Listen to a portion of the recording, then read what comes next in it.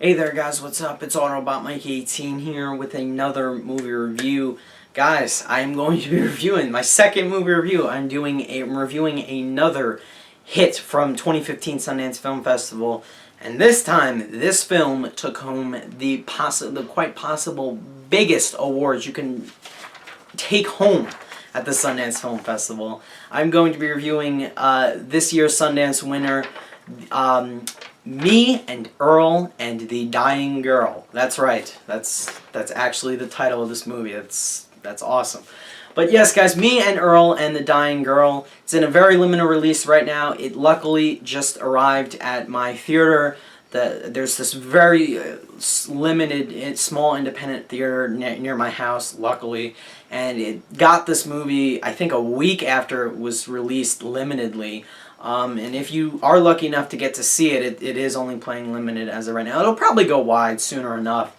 And I think it should go wide specifically because of all of the hype and praise it got at this year's Sundance Film Festival. It won the two biggest awards you can possibly win at Sundance, and that is the Grand Jury Prize and the Audience Award. And the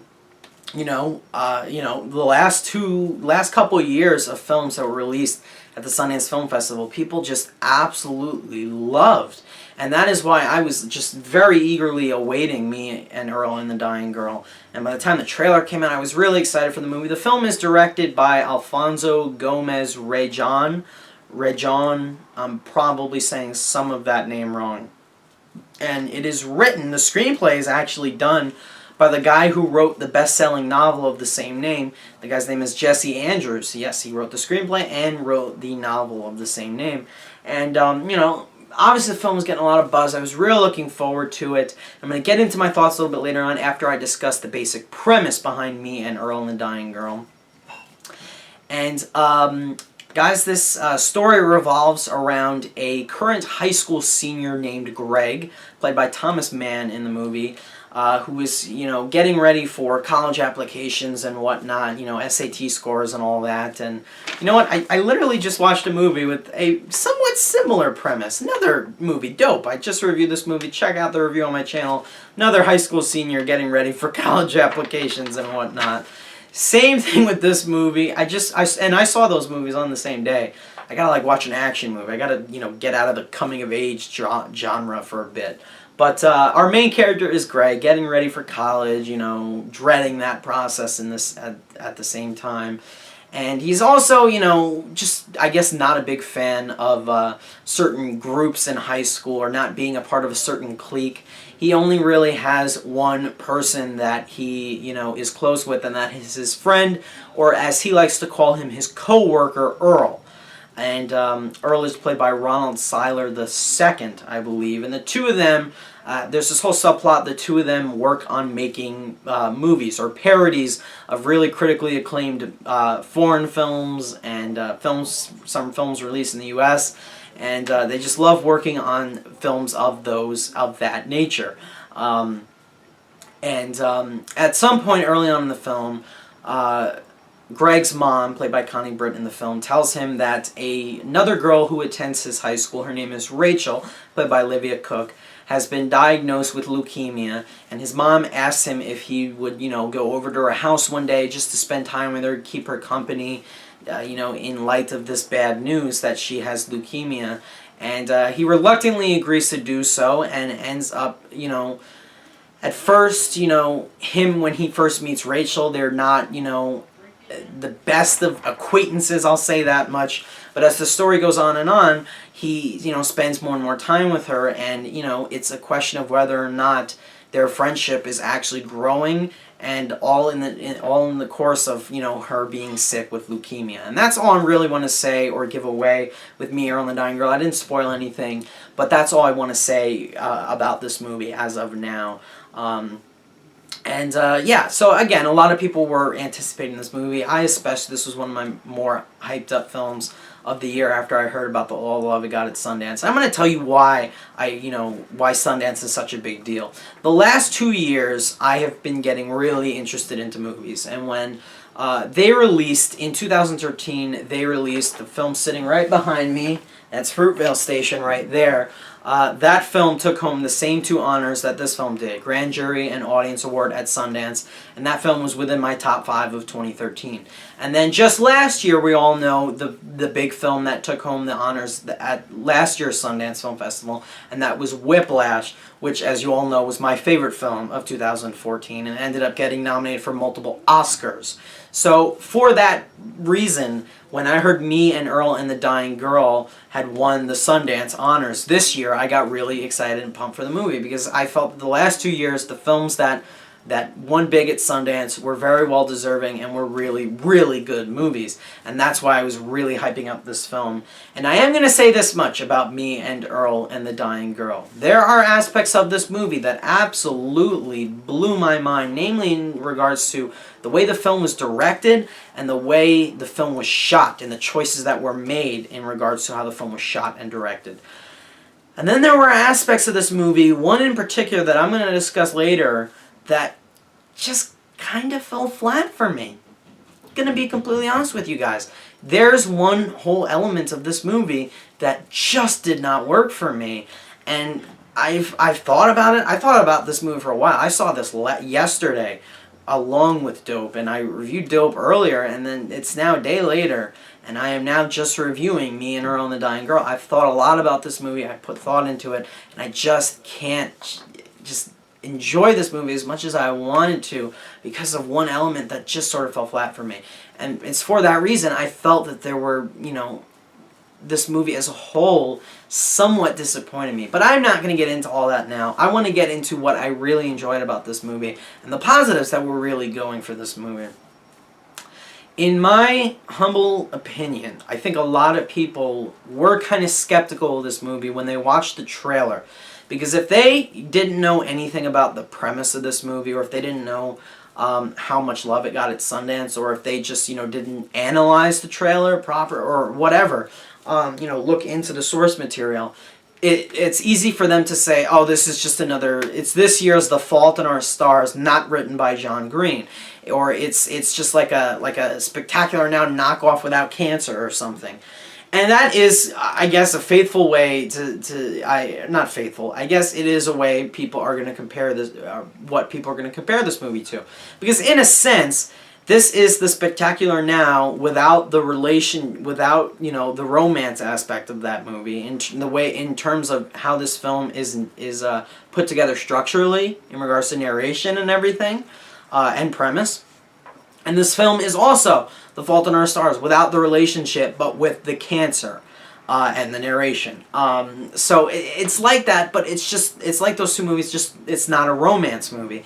And that's the thing I just have to stress about Me and Earl and the Dying Girl. I don't want people walking into this movie thinking, oh, just because there's that line in the trailer where they look at each other for the first time and he narrates and says, oh, if this was a touching romantic story, we would, probably madly fall in love and kiss or whatever, but he's like, oh, this isn't a touching romantic story. I don't want people to look at that moment in the trailer and say, oh, he's just kidding, this is going to turn into a touching romantic story. I'm going to be completely honest with you, this is not a romance movie.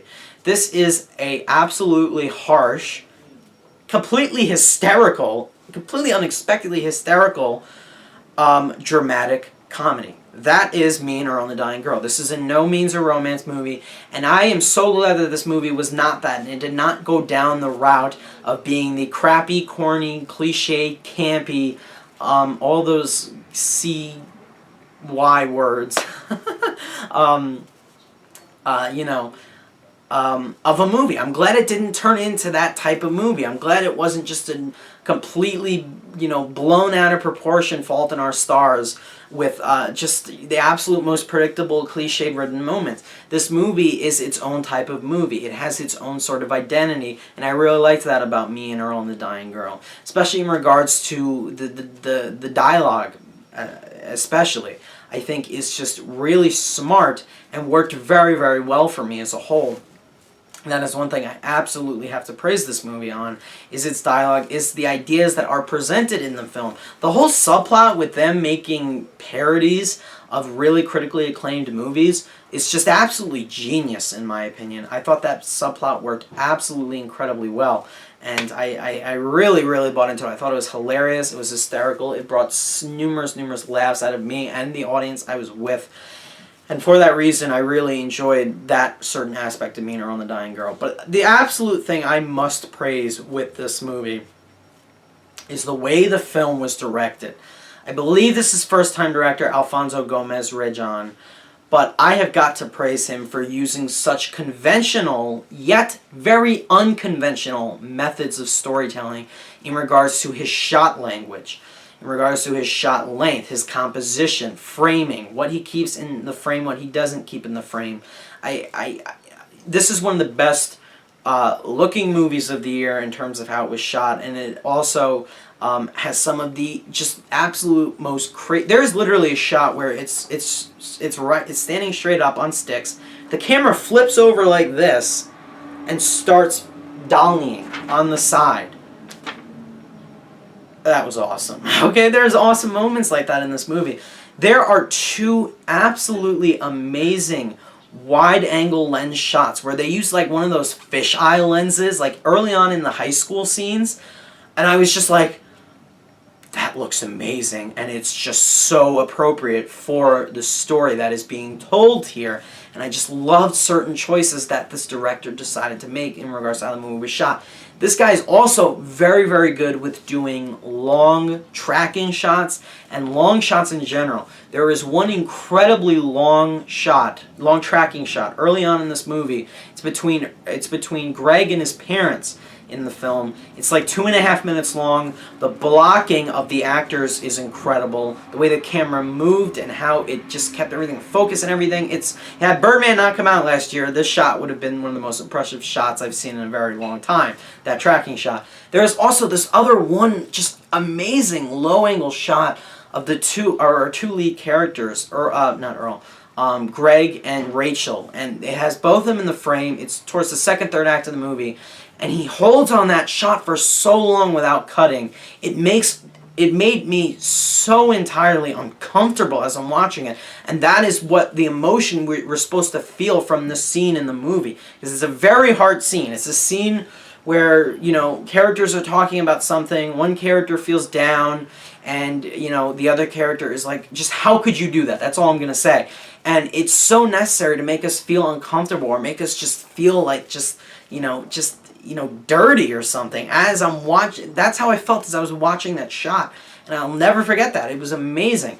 I will completely, constantly praise the direction in this film, how he directed his actors in this movie, and all of that. The holding on certain shots, the cinematography, shot length, amazing. Amazing work behind the camera, in my opinion. Absolutely incredible. Just blew my mind. The performances in this movie are also very, very, very good. In my opinion, Thomas Mann, Thomas from Project X, I was not a huge fan of him in that movie. I'm not a huge fan of the actor in general. I thought he did a pretty good job for the character he was trying to portray. He's this gloomy, sort of sarcastic smartass. I think he pulled it off very, very well. Come the third act of the movie, he's required a lot. A lot of him is required, and I think it pulled off very well. I think he worked very well as a narrator as well. And this is one of those movies where I feel the narration was very, very well done. Olivia Cooke, who very much impressed me with Bates Motel, did a very good job in this movie as well. Even Ronald Seiler II, who played Earl, did a good job. The cast also includes Connie Britton, John Bernthal, Nick Offerman, Molly Shannon, all other really good adult actors that I thought did a very good job in this movie as well. And the absolute other thing I must praise this film is the screenplay, particularly the dialogue, because the dialogue is so hilarious. There are some great modern-day references in this movie. There's one great reference to LeBron James I could not stop laughing at. It's one of the funniest lines in the movie. Not only are the movies, the references to the older, foreign films just incredible, but they worked so damn well for me, in my opinion, and it just fits this narrative. And it was just so different and refreshing to see something like that. That whole subplot of them making movies. And of course I connect to that because I'm a filmmaker myself. I love that though. That was amazing. The dialogue, it's witty, it's humorous, it's heartbreaking in moments, it's harsh. It deals with endearing, very tough subjects of a girl struggling with cancer, friendship, all those certain themes you'd come to expect from a movie like this. And all of that is wrapped in this very well-tight package. All those things worked so well for me. It is a shame that the number one downfall I had with this movie were the characters themselves.